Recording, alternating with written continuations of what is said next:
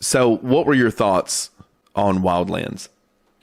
Uh, to be honest, Wildlands has to be when it comes to just story, map, running around. Just what if you were to try and build almost like a perfect game, just incorporate everything into it. The only thing that game lacked was like a zombie apocalyptic feel to it for me. But other than that, that has got to be one of the best designed video games of all time. I agree. Just the, I mean, I remember, first started playing it. I was like, man, this is incredible.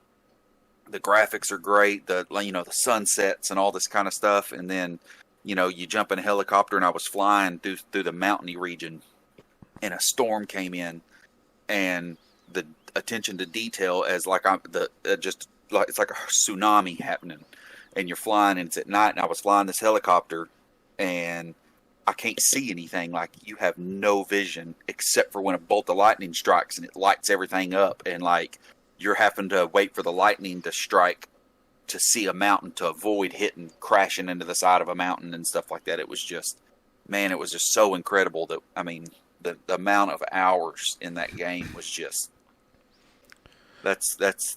we had a lot of hours in that game. That's one of the few games I have ever sat down and 100%ed that game.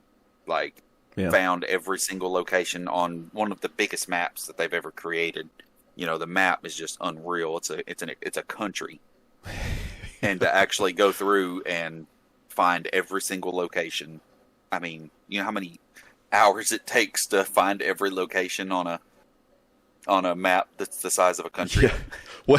What I did, when I was going through solo playing stuff, I started in the bottom right hand corner of the map, and I said, I'm going to see how long it takes me to walk the perimeter of this map, and which I'd say walk. I could not take vehicles, and there was a little added fun. Like, if I came up on a village or something, I would clear it out. And like the little bordering villages, they're not too big. There's not a whole lot of going on. Like, you're not stuck in a fight with the Unidad for an hour. It's just, if I come across something, I would look at it or clear out the little tiny village, whatever. No vehicles, strictly walking. Let's go around the border.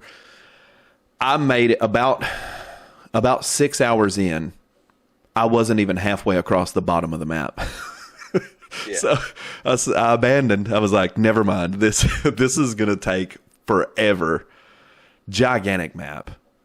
And like you're saying, the level of detail all the way down into the music, how they did the music in this game. Like, you're just walking around doing things.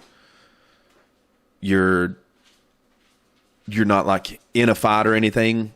It's got that guitar, just the music that sets the mood for it, and they just did it perfectly.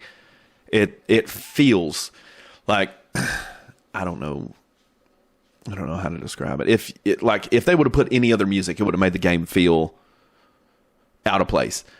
They just made it fit. The music matched exactly how you felt already. Like, if the music wasn't there, that's the music that would be in your head. It's hard to describe it, but it's the level of detail and how much attention they paid to the aspects of that game is unreal. So, of course, I had to tell Jimmy about it. Had to get him in to see it, and we put a whole lot of hours into it.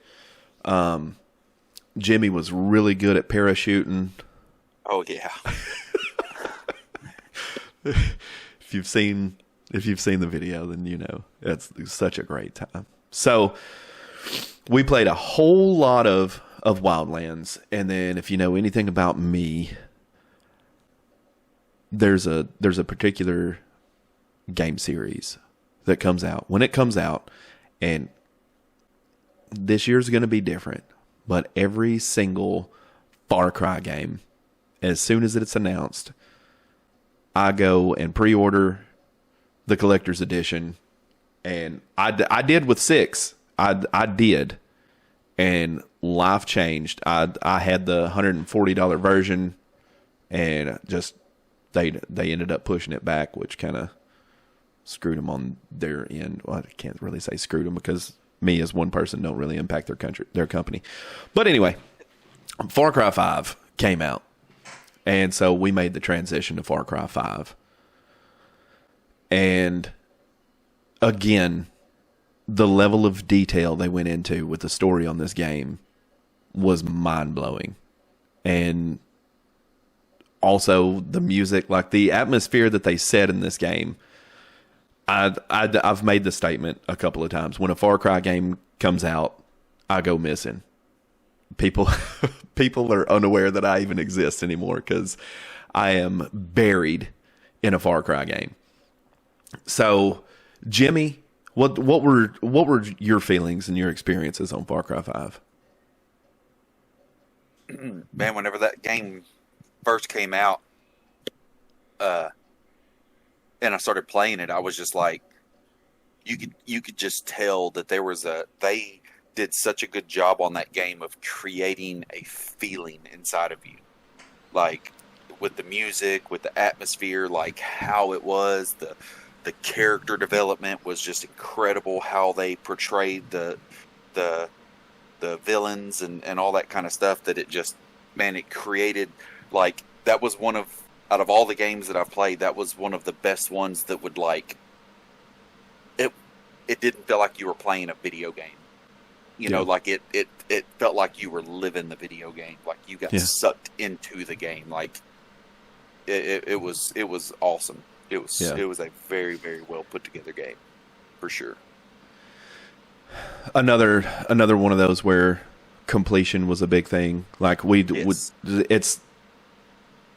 a thought in my head, and like with Wildlands and Far Cry 5, the way I am, like, they put such an incredible focus on the details, and I know they put a lot of hard work into it. I mean, there's glitches, there's things that are going to happen, which happen with technology, but when you look at the level of detail in a game and see how much work they put into it, then you know, like, I'm going to experience everything that they worked on. Like, I can't just run through here and blast through just to finish the game. Like, these people put their time into it to make such a game to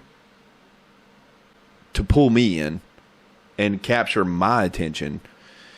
And the level of research they did on the storyline for Far Cry 5 is insane, and how they did the writing was so amazing that they actually accomplished with the writing. They accomplished what they were even trying to do.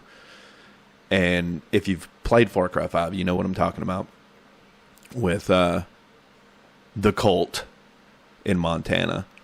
Their goals that they had with the writing succeeded, in my opinion.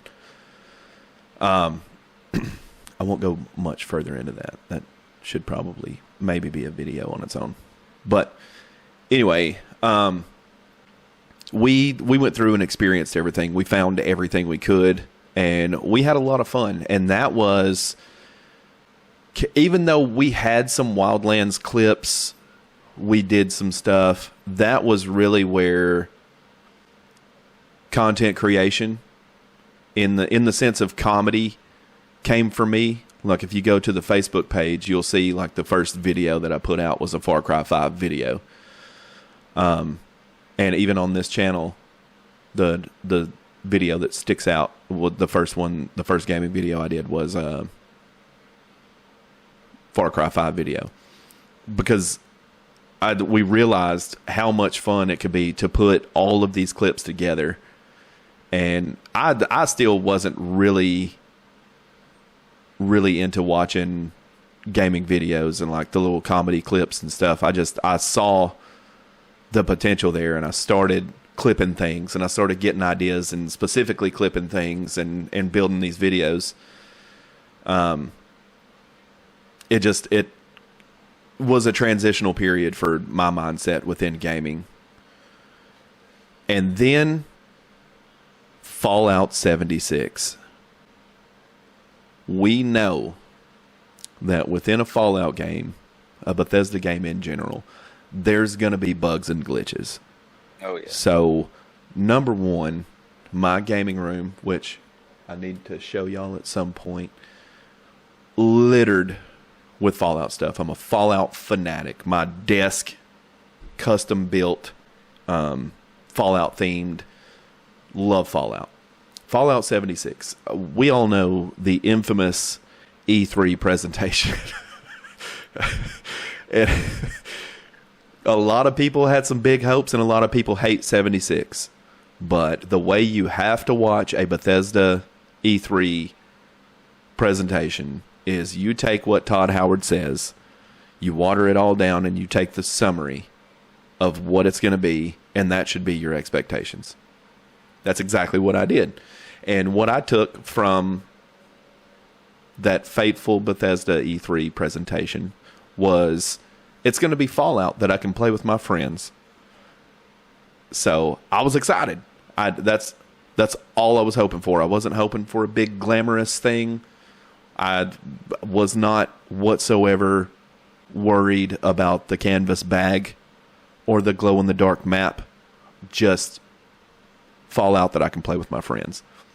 But we had been saying for years that the one thing that Fallout was lacking was the ability to play with your friends. Yes. So Yes. whenever they announced 76 and what it was going to be, I mean, in our eyes, in our minds, we were thinking, finally.